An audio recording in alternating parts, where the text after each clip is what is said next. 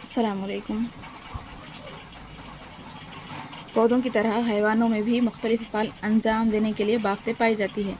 हम इससे पहले पौधों में बाफ्तों के बारे में प्लांट टिश्यूज़ के बारे में पढ़ चुके हैं।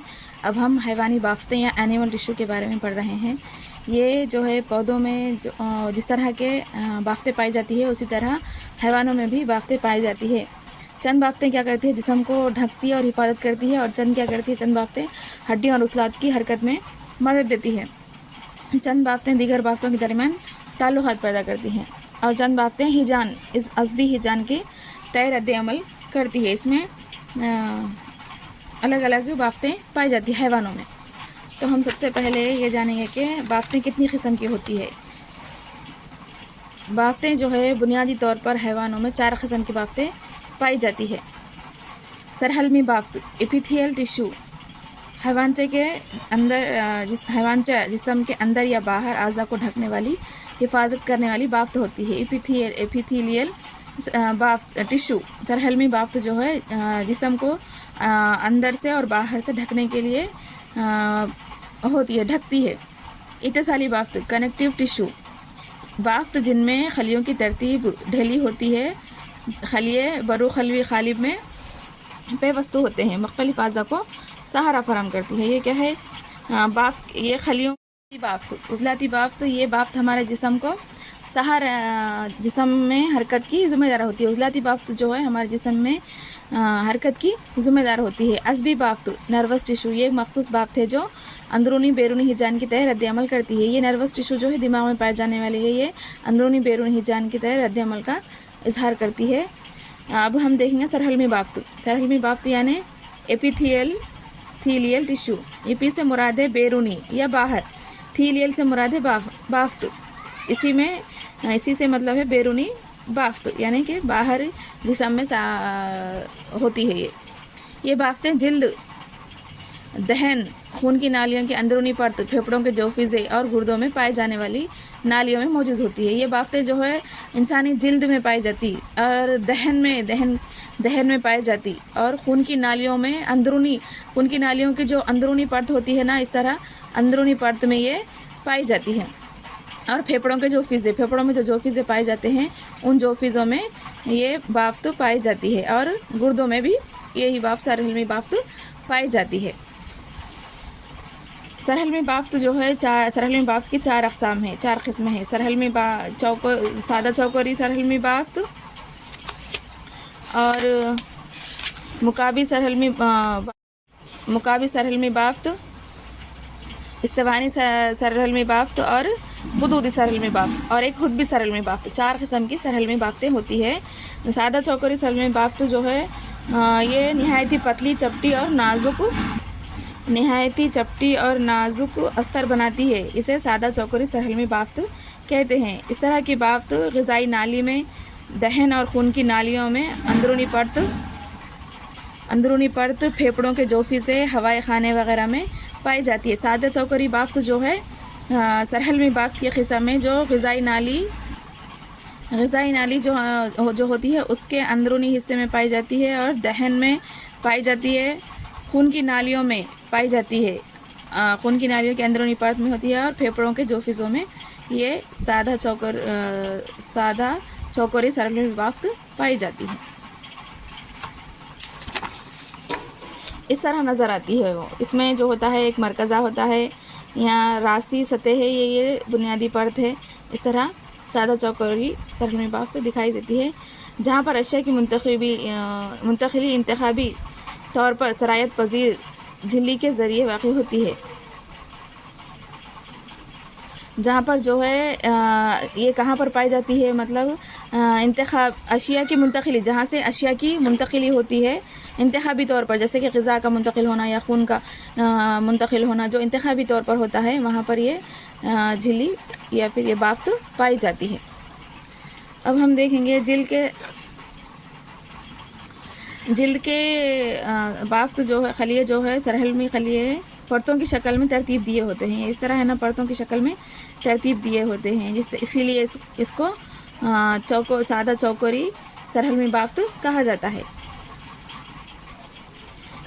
ये मुकाबी सरहलमी बाफ्त है जो गुर्दों की नालियों और लुआबी गुदूद के नालियों की अस्तर बनाती है। मुकाबी सरहलमी बाफ्त इस तरह नज़र आती है। ये बाफ्त जो है गुर्दों की नालियों में और लुआबी गुदूद के नालियों के अंदर अस्तर बनाती है। ये बाफ्त लुआबी गुदूद की नालियों को मैकेनिकी नहीं फराहम करती है। ये जो मुकाबी सरहलमी बाफ्त जो है वो क्या करती है, गुर्दों की नालियों में पाई जाती है और लुआबी गुदूद में पाई जाती है, और लुआबी गुदूद की नालियों को जो है मैकेनिकी तवन्नाई फराहम करती है। काम करने के लिए जो तवन्नाई दरकार होती है, जो लुआब का इफराज करने के लिए तवन्नाई होती है, वो मुकाबी सरहलमी बाफ्त की ज़रिए ही होती है। बाज़ औक़ात सरहलमी बाफ्त का कुछ हिस्सा अंदरूनी शक्लें बनाकर कसीर खलवी गुदूद में तब्दील हो जाता है। बाज़ वक़्त क्या है, सरहलमी बाफ्त का कुछ हिस्सा अंदरूनी शक्लें बनाकर क्या है, कसीर खलवी गुदूद में तब्दील होता है। इसी को गुदूद सरहलमे या सरहलमा या फिर ग्रैन्युलर एपिथेलियम कहा जाता है। ये सरहलमी बाफ्त का तीसरी किस्म थी। अब हम इस्तेमानी सरहलमी बाफ्त देखेंगे। इस्तेमानी सरहलमी बाफ्त जो है, इस तरह की सरहलमी बाफ्त इन मकामात पर पाई जाती है जहाँ इंजज़ाब और इफराज का अमल होता है। जहाँ ये इस्तेमानी सरहलमी बाफ्त जो है कहाँ पे पाई जाती है, जहाँ पे इंजज़ाब यानी जज्ब होने वाले या फिर इफराज करने वाली जगहों पे होता है। जिल्द भी सरहलमी बाफ्त की एक किस्म है। कहाँ पे जिल्द से क्या इफराज होता, पसीने का इफराज होता, तो सरहलमी बाफ्त जो है जिल्द में पाई जाती। कौन सी इस्तेवानी सरहलमी बाफ्त जो है जिल्द में पाई जाती। और नाखून के बाल, मछलियों के रेंगने वाले जानवरों के छिलके, परिंदों के पर वगैरह भी सरहलमी बाफ्तों से नमू पाते हैं। दरअसल ये सरहलमी बाफ्तों की मुताबदला शक्ल है।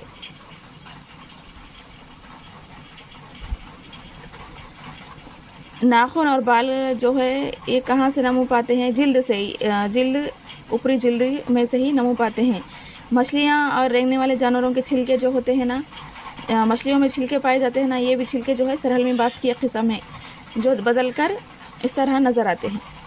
अब हम बाफ्त की दूसरी किस्म देखेंगे, इत्तिसाली बाफ्त, कनेक्टिव टिश्यू।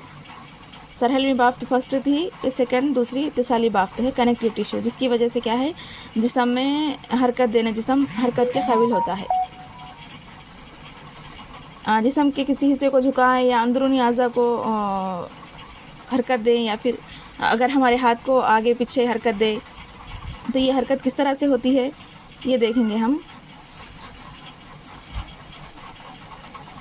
इत्तिसाली बाफ्त मुख्तलिफ बाफ्तों और आज़ा को एक दूसरे से जोड़ते हुए एक ढांचा बनाती है। इत्तिसाली बाफ्त जो है दूसरे बाफ्तों को एक दूसरे से जोड़ते हुए एक ढांचे की शक्ल में बनाती है और जिस्म के मुख्तलिफ आज़ा को सहारा देती है।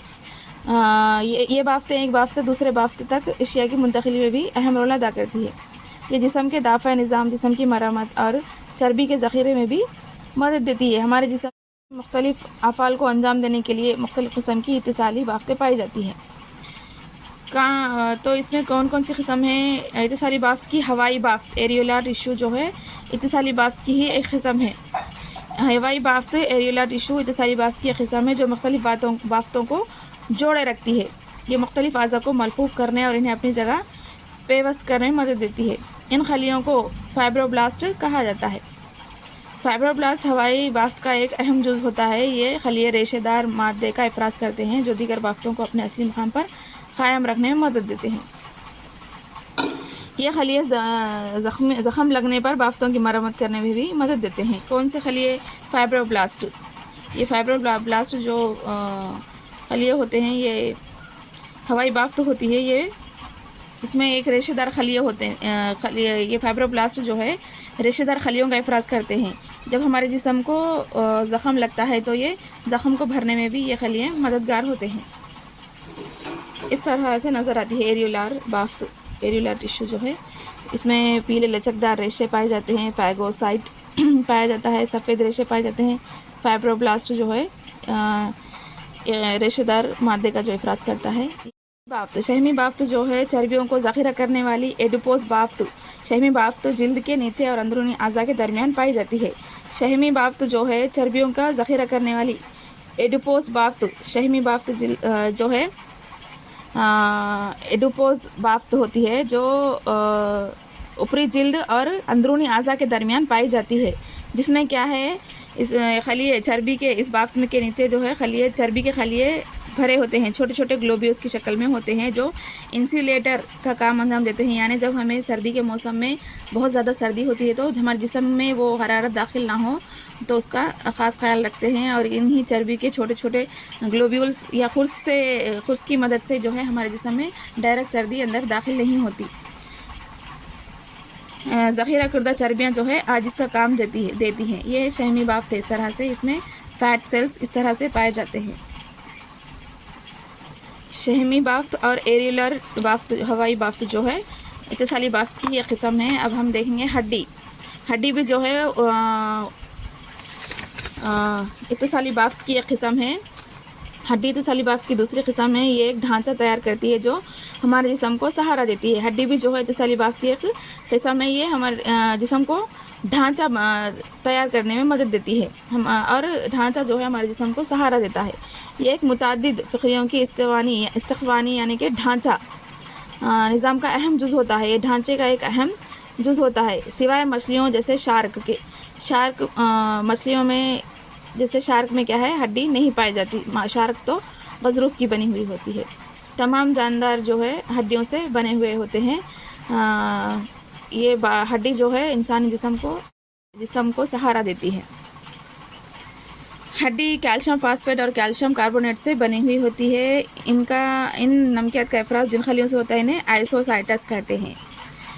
हड्डी जो है कैल्शियम फास्फेट और कैल्शियम कार्बोनेट से बनी हुई होती है और इनसे जो इफराज होता है, इन खलियों से, हड्डी में जो खली होते हैं इनसे जो इफराज होता है वो आइसोसाइटस होता है। ये खलिए हड्डी की दरमियानी खाली हिस्सों में पाए जाते हैं, जिसे हड्डी का गोदा या बोन मैरो कहते हैं। ये हमारे जिस्म के लिए बेहद ही ज़रूरी होता है बोन मैरो।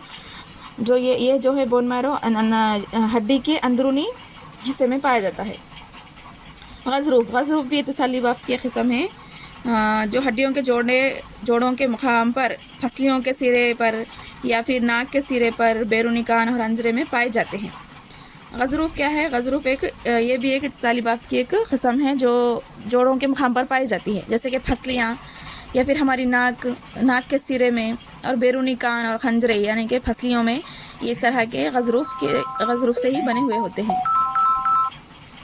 फ़क़रियों के जनीन में हड्डी नहीं पाई जाती बल्कि गज़रूफ़ पाया जाता है। कई फ़क़रिया हैवान ऐसे हैं जिनमें क्या है, जनीन हड्डी नहीं पाई जाती बल्कि वो गज़रूफ़ से बने हुए होते हैं। जैसे शार्क मछली है।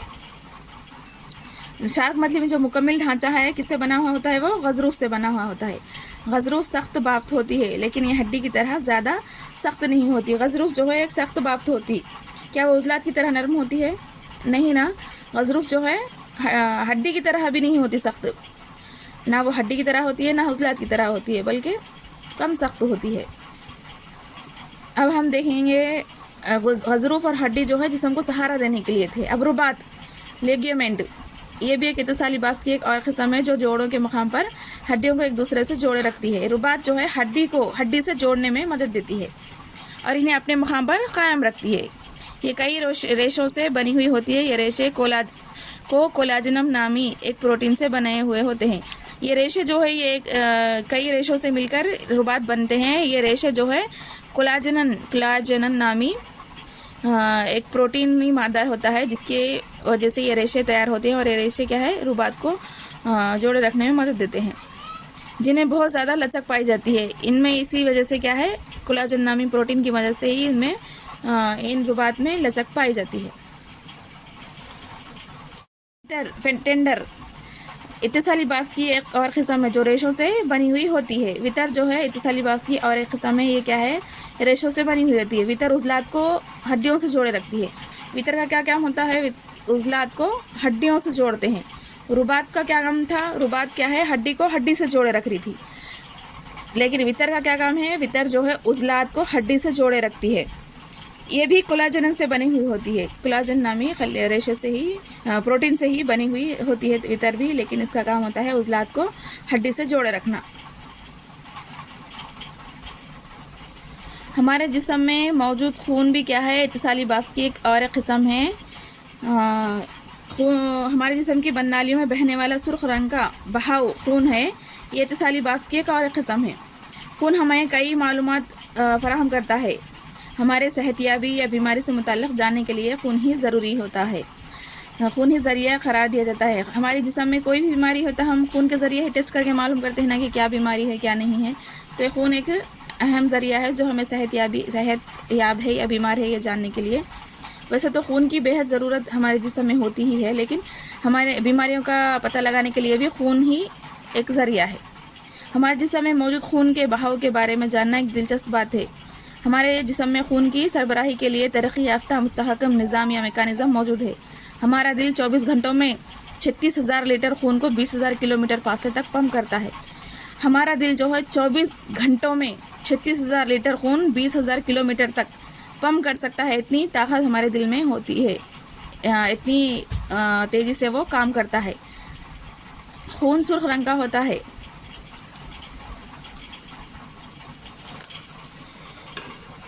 क्या तमाम जानदारों में खून सुर्ख रंग का ही होता है? नहीं, खून जो है झिंगर का खून सफ़ेद होता है, जबकि घूंगों का खून जो है नीला होता है। इस तरह खून के मुख्तलिफ रंग में पाया जाना एक अजीब बात है। ये अजीब बात है ना कि इंसानों का खून जो है सुर्ख रंग का होता है, जबकि झिंगर का खून सफ़ेद रंग का और घूंगों का रंग जो है नीला होता है। आमतौर पर बालिग इंसान के जिस्म में 5 लीटर खून मौजूद होता है। एक बालिग इंसान के जिस्म में कितना लीटर खून होता है? 5 लीटर। प्लाज्मा खून का एक अहम जुज़ है। प्लाज्मा जो है खून का एक अहम जुज़ है, जिसमें पानी का फ़ीसद ज़्यादा होता है। प्लाज्मा में जो है पानी का फ़ीसद ज़्यादा होता है। पानी के अलावा प्लाज्मा में कई मखवियात पाए जाते हैं, जैसे ग्लूकोज, अमीनो तुरशे, प्रोटीन्स, लहमिया, हयातीन और हार्मोन्स वगैरह, जो जिस्म के लिए ज़रूरी होते हैं। इसी तरह चंद इखराजी मादे जैसे लैक्टिक तुरशा, यूरिक और नमकियात वगैरह भी पाए जाते हैं। प्लाज्मा में क्या है, खून के साथ साथ इसमें प्लाज्मा जो है खून में पाया जाता है। प्लाज्मा में खून पानी के साथ साथ कई मखवियात पाए जाते हैं, जैसे ग्लूकोज, अमीनो तुरशे, प्रोटीन, हयातीन और हार्मोन्स वगैरह। इसके साथ साथ इखराजी मादे जैसे लैक्टिक तुरशा, यूरिक और नमकियात वगैरह भी प्लाज्मा में पाए जाते हैं। और प्लाज्मा में खून के मुंजमद करने वाले अज्जा भी पाए जाते हैं। हेपरिन जो है खून की नालियों में मौजूद खून को मुंजमद होने से रोकता है। हेपरिन नामी एक मादा होता है खून में, जो है खून को मुंजमद होने से रोकता है। अगर हमारे जिस्म में खून मुंजमद हो गया तो क्या होगा? हमारी मौत वाक़ई हो जाती। लेकिन हेपरिन नामी एक मादा हमारे खून में मौजूद होता है, जिसकी वजह से नालियों में खून मुंजमद होने से रोकता है। खून में पाए जाने वाले खलिए जिस्मी कहलाते हैं, जिसमें खलिए कहलाते हैं। खून में पाए जाने वाले खलिए क्या कहलाते हैं? जिसमें खलिए। ये 3 किस्म के होते हैं। Number 1 RBC, WBC, number 2, number 3 खून की तख्तियाँ। RBC यानी रेड ब्लड सेल, WBC यानी वाइट ब्लड सेल और खून की तख्तियाँ। सुर्ख जसीमों में क्या है? एरिथ्रोसाइटस। खून के सुर्ख जसीमों को एरिथ्रोसाइटस भी कहा जाता है, जो सुर्ख रंग के होते हैं। एरिथ्रोसाइटस जो है सुर्ख रंग के होते हैं। इनमें सुर्ख रंग का प्रोटीन होता है। हेमोग्लोबिन की वजह से खून का रंग सुर्ख होता है। ये ऑक्सीजन और कार्बन डाइऑक्साइड सुर्ख रंग के होते हैं। इनमें सुर्ख रंग का प्रोटीन हेमोग्लोबिन पाया जाता है, जिसकी वजह से खून क्या है? सुर्ख रंग का होता है। और ऑक्सीजन की मुंतकिली भी इसी की वजह से होती है। 1 मिलीलीटर इंसानी खून में 5 मिलियन सुर्ख जसीमें पाए जाते हैं। 1 लीटर इंसानी खून में क्या है? 5 मिलियन सुर्ख जसीमें होते हैं, जो 120 दिन तक जिंदा रहते हैं। सुर्ख जसीमों की हयात कितने दिन की है? 120 की। ये 120 दिन तक जिंदा रहते हैं और ये 1 लीटर खून में 5 मिलियन सुर्ख जसीमें पाए जाते हैं। अगर हम सुर्ख जसीमों की जंजीर बनाएं तो ख़त इस्तवा के अतराफ 7 घेरे बना सकते हैं। इतनी बड़ी इनकी तादाद होती है। क़ब्ल अज़ पैदाइश रहम मादर में सुर्ख जसीमें जिगर और तहाल में तैयार होते हैं। ये पैदाइश से पहले ही तैयार होना शुरू होता है। सुर्ख जसीमें पैदाइश से पहले ही ये जिगर और तहाल में तैयार होते हैं, और पैदाइश के बाद जो है लांबे हड्डियों के गोदों में तैयार होते हैं। पिस्तानियों के सुर्ख जसीमों में मरकज़ा गैर मौजूद होता है। पिस्तानियों में जो है सुर्ख जसीमा गैर मौजूद होता है। खून के खलियों की दूसरी किस्म सफ़ेद जसीमें। इन खलियों में हीमोग्लोबिन नहीं होता, इसलिए ये बेरंग होते हैं और ल्यूकोसाइटस कहलाते हैं। सफ़ेद जसीमों को क्या कहते हैं? ल्यूकोसाइटस। और इनमें जो है हीमोग्लोबिन नहीं पाया जाता, इसीलिए ये बेरंग होते हैं। RBC की बनिस्बत इनकी तादाद कम होती है। RBC क्या है? 1 लीटर खून में 5 मिलियन थे ना, तो उनकी बनिस्बत सफ़ेद जसीमें जो है इनकी तादाद कम होती है। सफ़ेद जसीमों के 2 अक़साम होते हैं, दानेदार खलिए ग्रैन्युलोसाइटस और गैर दानेदार खलिए। एग्रेनुलोसाइटस ग्रैन्युलोसाइटस गैर दानेदार खलिए होते हैं। दानेदार खलियों की मज़ीद 3 अक़साम पाई जाती हैं: तादिल अफरोज़ी, न्यूट्रोफिल्स, असास अफरोज़ी, बेज़ोफिलस और दुर्शे अफरोज़ी, इज़िनोफिलस। ये खलिए हमारे खून में दाखिल होने वाले जरासीम पर हमला करके इन्हें हलाक कर देते हैं। दानेदार खलियों यानी कि ग्रैन्युलोसाइटस में ये 3 किस्म के की 3 किस्म हैं: तादिल अफरोज़ी, असास अफरोज़ी और तुर्शे अफरोज़ी। तो ये क्या करते हैं, ये हमारे जिस्म में दाखिल होने वाले जरासीम पर हमला करके उन्हें हलाक कर देते हैं। बाज़ सफ़ेद जसीम में खून में दाखिल होने वाले बैरूनी जरासीम खुर्द अज़वियों से मुकाबला करते हुए अपनी ज़िंदगी को कुर्बान कर देते हैं। बाज़ सफ़ेद जसीम में जो है हम अपने जिस्म में दाखिल होने वाले जो नुकसानदा जरासीम होते हैं उनसे मुकाबला करते करते वो मर जाते हैं। इस तरह के मुर्दा WBC ज़ख़म से बाहर निकल जाते हैं और ज़ख़म से जो है वाइट ब्लड सेल्स जो है बाहर निकल जाते हैं, जिसे पीप या पस कहा जाता है। जो है वही जो है WBC जो होते हैं जो बाहर निकलते हैं उन्हें ही पीप कहा जाता है। गैर दानेदार खलियों के 2 अक़साम हैं। दानेदार खलियों की कितनी अक़साम थी? 3: न्यूट्रोफिल्स, बेसिलोफिल्स और इज़ोनोफिल्स। तादिल अफरोज़ी, असास अफरोज़ी और तुर्शे अफरोज़ी। अब गैर दानेदार में 2 किस्म के होते हैं: लिम्फोसाइटस, लिम्फी खलिए और एक नवाती खलिए यानी मोनोसाइटस। लिम्फी खलिए हमारे खून में दाखिल होने वाले बैरूनी मादों या ज़िद्दबार एंटीजन के ख़िलाफ़ हिफाजत के तौर पर ज़िद अजसाम एंटीबॉडीज़ पैदा करते हैं। क्या है, अपने जिस्म में दाखिल होने वाले जो एंटीजन होते हैं, ज़िद्दबार होते हैं, उनके ख़िलाफ़ लिम्फी खलिए क्या करते हैं, एंटीबॉडीज़ पैदा करते हैं ताकि उनसे मुकाबला करें। तादिल अफरोज़ी यानी न्यूट्रोफिल्स बैक्टीरिया खुर्द अज़विये के ख़िलाफ़ सबसे पहले मदाफ़िक़त करते हैं, इसीलिए इन्हें खुर्दबीनी पोलिस, माइक्रोस्कोपिक पोलिस का मैन कहा जाता है।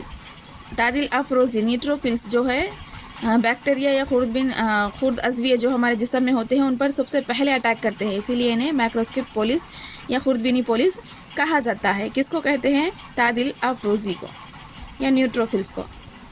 एक नवाती खलिए दानेदार खलियों के साथ साथ अमीबा की तरह हरकत करते हुए जिस्म के अंदर दाखिल होने वाले बैरूनी मादों पर हमला करके इन्हें निगल लेता है। एक नवाती खलिए यानी मोनोसाइटस क्या करते हैं? दानेदार खलियों के साथ साथ अमीबा की तरह हरकत करते हैं, जिस्म के अंदर दाखिल होने वाले बैरूनी मादों पर हमला करते हैं और इन्हें निगल लेते हैं। बैरूनी मादे इन खलियों में हलाक किए जाते हैं, इसीलिए इन्हें खाकरोप स्कैवेंजर्स कहते हैं। किसे? एक नवाती खलिए मोनोसाइटस को स्कैवेंजर्स कहते हैं या खाकरोप कहते हैं, जो बैरूनी तरफ से जो आते हैं जरासीम वगैरह अपने जिस्म में दाखिल होते हैं उन्हें निगल लेते हैं, उन पर हमला करके उन्हें निगल लेते हैं, इसीलिए इन्हें खाकरोब या स्कैवेंजर्स कहा जाता है मोनोसाइटस को। मोनोसाइटस जो है गैर दानेदार की एक अक़साम है, एक नवाती खलिए मोनोसाइटस। खून की तख्तियाँ एक और किस्म के खून के खलिए होते हैं जिनमें मरकज़ा नहीं होता। खून की तख्तियाँ जो है एक और किस्म है खून के खलियों की। यह खुर्सनुमा होते हैं, चपटे शक्ल या 2 मुहद्दबी के होते हैं। जब खून की दुआ ज़ख्मी हो जाती है तो खून की तख्तियाँ ज़ख़म के मकाम पर जमा होकर खून को मुंजमद होने में मदद देती है। जब जिस्म पर ज़ख़म लगता है तो ये खून को मुंजमद करने वाली तख्तियाँ जो होती है जल्दी से आकर खून को मुंजमद कर देती है, जिसकी वजह से जिस्म का खून जो बहता है उसका बहाव रुक जाता है। ब्लड ग्रुप के बारे में देखेंगे। अगर हम खून के ग्रुप्स पर गौर करें तो ये बिल्कुल सच साबित होगा कि क्योंकि हमारे बहन भाई के खून के ग्रुप्स हमारे ग्रुप से मुख्तलिफ होते हैं। एक जर्मन डॉक्टर लैंडस्टेनर ने इंसानों में नए खूनी रिश्तों को पेश किया। इसने तमाम इंसानों के 4 ग्रुप में दर्जेबंदी की। खून को दर्जेबंदी में दर्जेबंद किसने किया? डॉक्टर लैंडस्टेनर ने।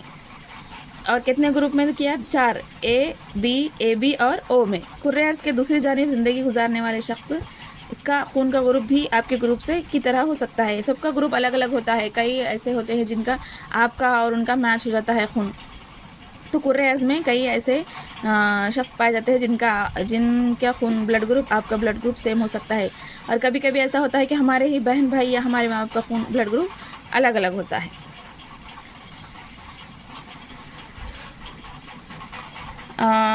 खून का ग्रुप भी आपके ग्रुप की तरह हो तो वो आपका खूनी रिश्तेदार होगा। क्या आप इससे मुतफ़क़ हैं?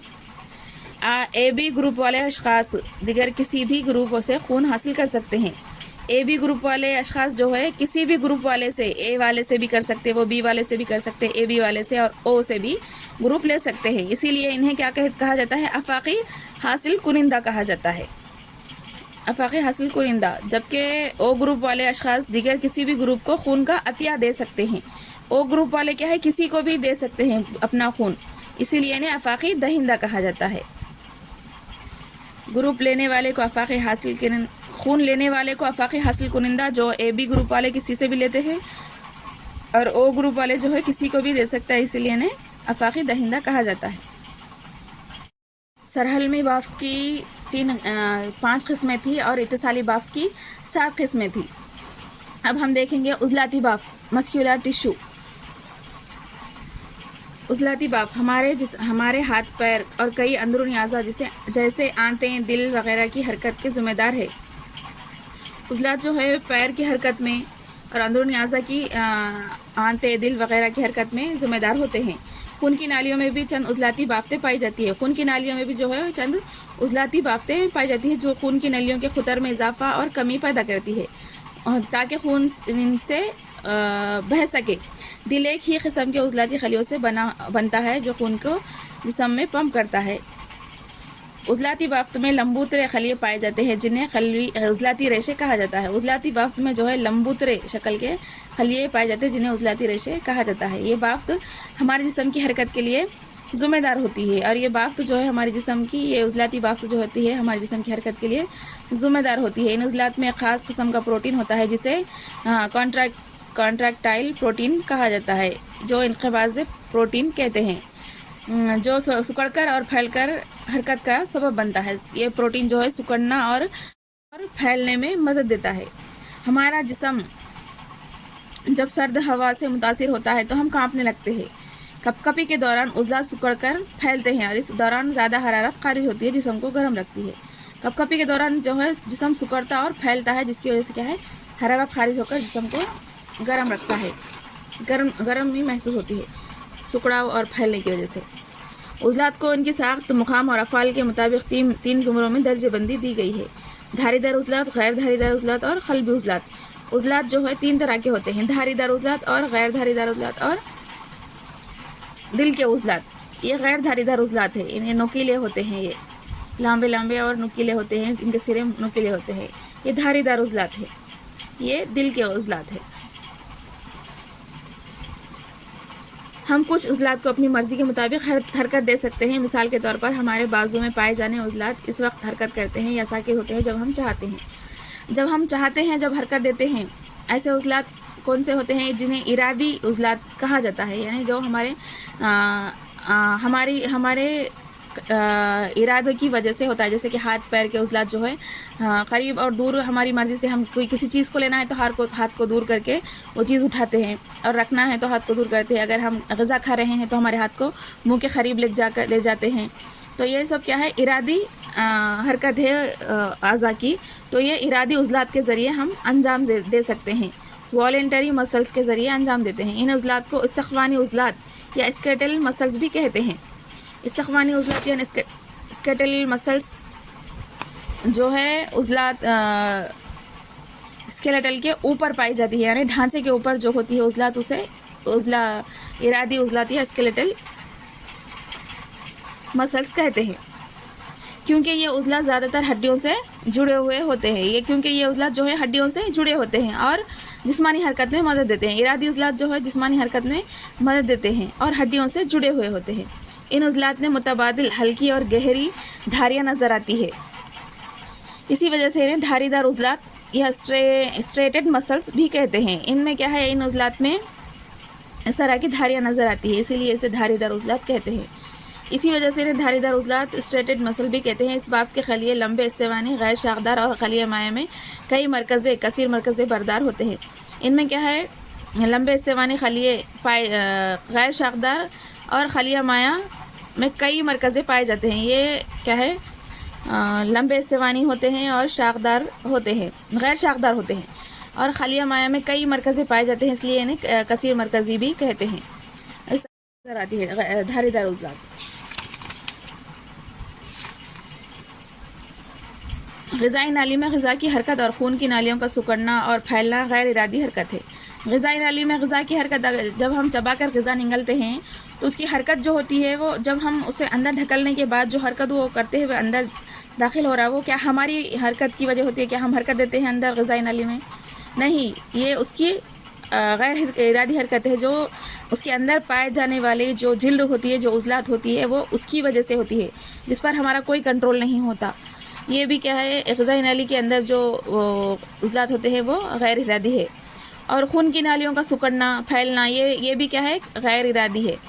महज हम अपनी मर्ज़ी से इन्हें जारी या रोक नहीं सकते। हमार उजलात स्मूथ मसल या गैर इरादी उजलात, इनवॉलेंटरी मसल इसको हम कहते हैं। इस किस्म की हरकत को कंट्रोल करते हैं। ये आँख की पुतली या फिर रहम, यूट्रस और फेफड़ों के खसीबचों में भी पाए जाते हैं।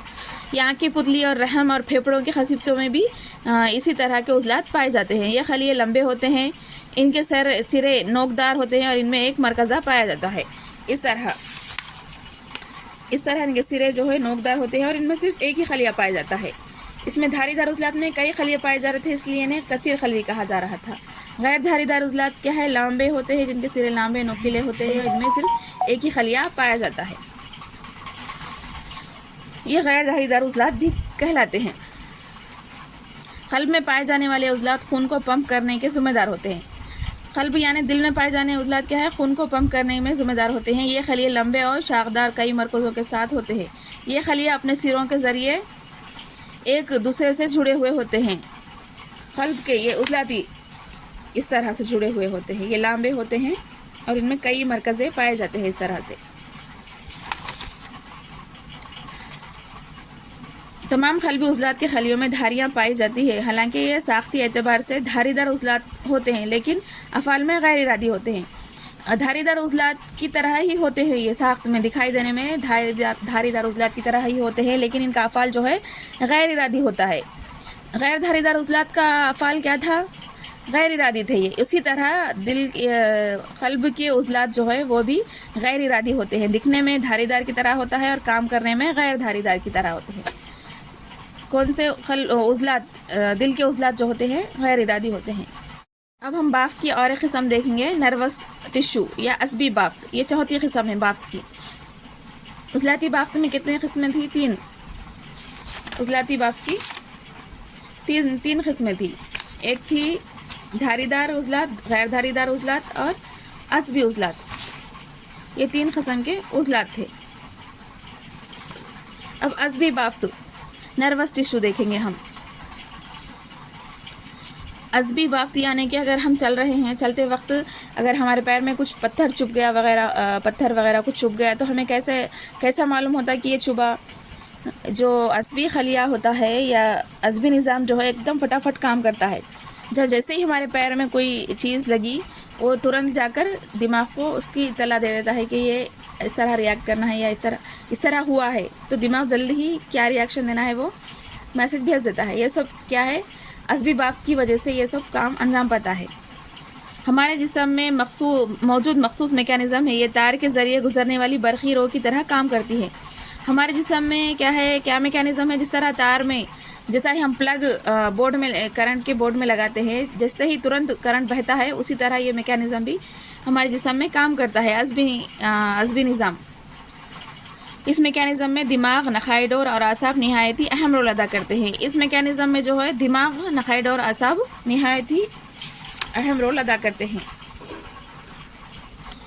असबी खलिए जिस्म में हिजान को नहायत ही तेज़ी के साथ एक मुकाम से दूसरे मुकाम तक पहुँचाने की मखसूस सलाहियत रखते हैं। असबी खलिए जो है जिस्म में जो भी हिजान पैदा होता है वो बहुत ही तेज़ी के साथ दिमाग तक पहुँचाने की सलाहियत रखते हैं।